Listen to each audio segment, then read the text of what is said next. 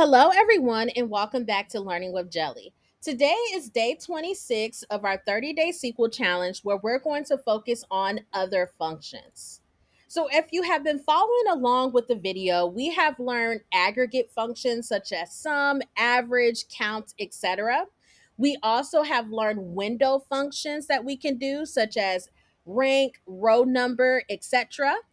And we've also learned string functions where we can make text uppercase, lowercase, we can pull out a part of text, and we can also trim.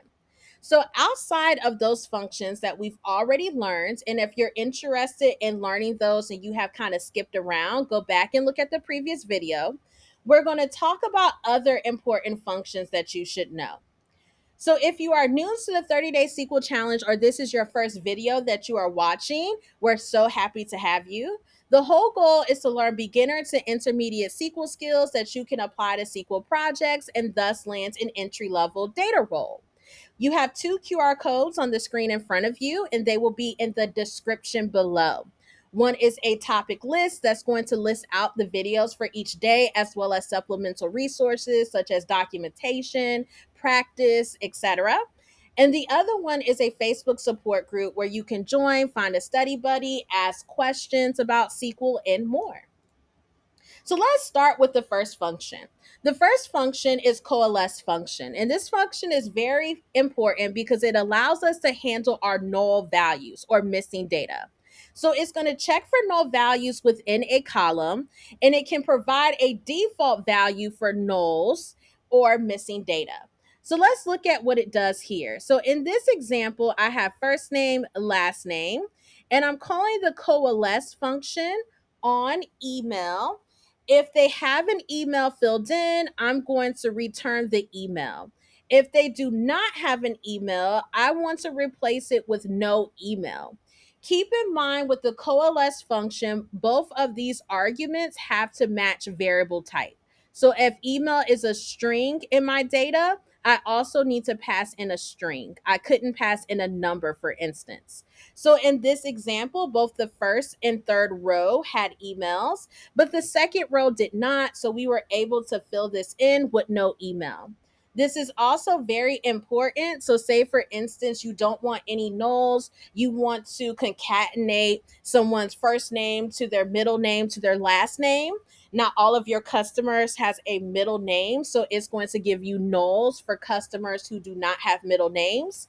You can go in and you can call the coalesce function on middle name and just put in an empty space here. So it can still return that customer even if it doesn't have a middle initial. All right, the replace function. So this can replace a specified string with another string. So once again, working with text or character data, we're returning the first and last name. And with the replace function, I'm calling the column that I want to search for a substring in. So in the email column, I want to search for every instance of @example.com, and I want to replace it with @domain.com. And you can see hypothetically that we have replaced all of these observations with domain.com. Now, you also, for instance, can search an address column that has ST and replace it with street, or an address column that has AVE and replace that with avenue. So, this is a great way to kind of clean up your data, format it to make sure that you're not bringing in every different occurrence of how you may write an abbreviation.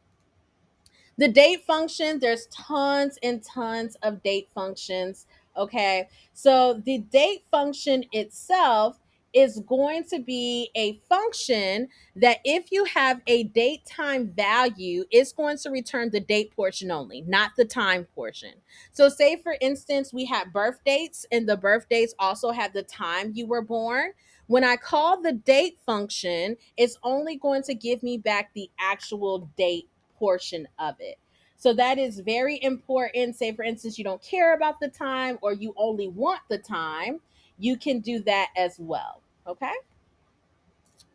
Another date time function called Strftime or STRF time is allowing you to produce a column based off of a specific format.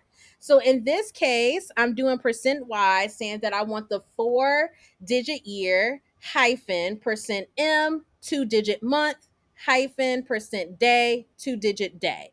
And it is going to give me my formatted birthday. Say, for instance, I wanted slashes here, I could put slashes. Say, for instance, I wanted the day first, I can do that as well. So, based off of the data that you have within your organization, you can definitely utilize the Strftime function to either create new variables or reformat the dates that you were given.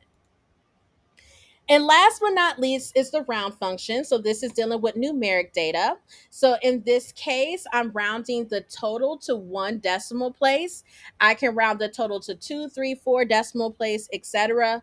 A good function to know because, say, for instance, you have data and somebody's height comes in at 76.128911 centimeters. You can say, no, we're just going to round to one decimal place. So this is good.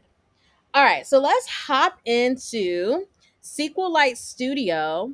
And I'm actually going to look at, I'm going to collapse my employees table. Actually, I'm going to keep it open.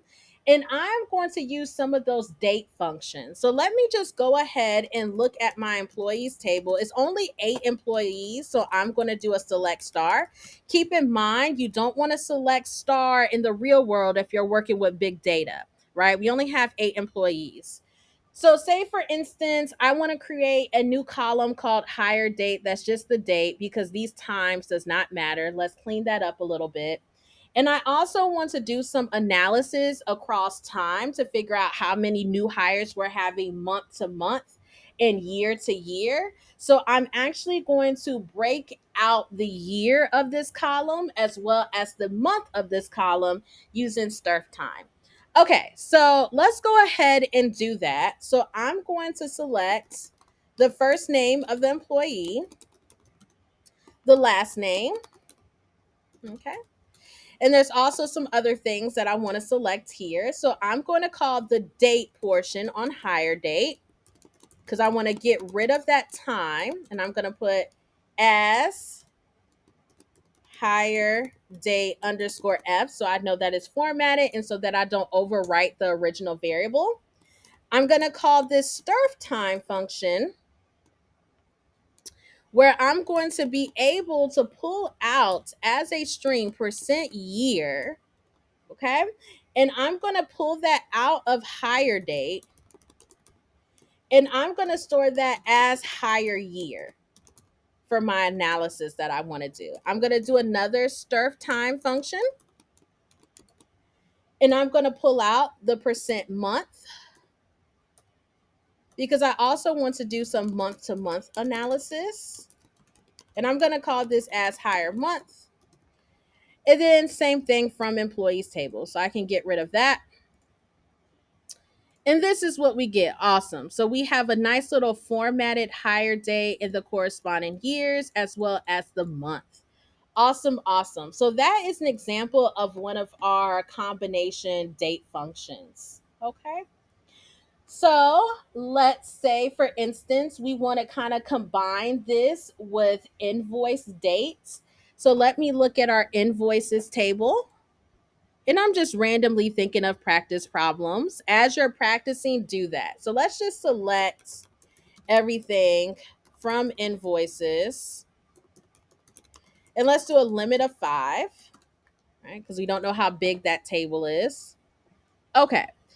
So this is what we have on invoices. It looks like we have invoice dates. All of those invoice dates are filled in for us. We have billing state. Awesome. So let's do this coalesce function to actually replace the nulls in billing state with no state. The text actually no state. So I'm just going to select customer ID for simplicity purposes. I could do a join on customers to select first and last name, but I'm not. And I'm going to call the coalesce function. Coalesce. I always have to make sure I spell that correctly. And I'm going to do billing state, comma, no state. Okay. From invoices, And let's also just do our limit five so we can just look at these five because we might have a lot of invoices here. And here we have those same three columns that had null for us, we were able to combine with no state. So these are just a few of many, many functions in SQLite. I highly recommend that you look up documentation of functions to know all the functions that are available to you. Anytime when you need to use a function, you're going to have access to Google. Almost every company nowadays has the internet. So don't think that you have to memorize everything. So thank you all for tuning in to Learning with Jelly as always. I'm going to put my Etsy link below as well as buy me a coffee to support the channel. Please like and comment and subscribe. You will help me out tremendously and I will see you on the next video. Bye-bye.